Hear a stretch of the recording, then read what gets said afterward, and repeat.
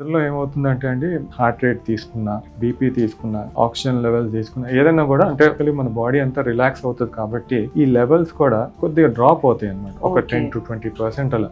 BP తీసుకున్నాం అనుకోండి, రాత్రిపూట పడుకున్న తర్వాత 10 to 20% డ్రాప్ అవుతుంది. దాన్ని మనం నాక్టర్నల్ డిప్ అంటాము. అంటే రాత్రిపూట నిద్రలో డిప్ అయితే అది నార్మల్ ఫినామినల్.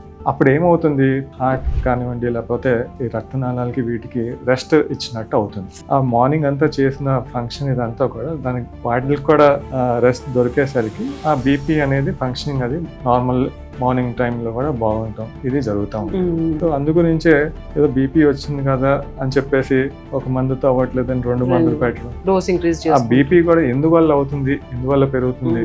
ఇప్పుడు స్లీప్ వల్ల అంటే స్లీప్ కరెక్ట్ చేసుకుంటే డెఫినెట్ గా బీపీ మాత్రం మంచి కంట్రోల్ కోసం వాళ్ళ రెగ్యులర్ మెడికేషన్స్ కూడా వీలైనంత వరకు మాక్సిమం తగ్గించుకునే అవకాశం తగ్గించుకునే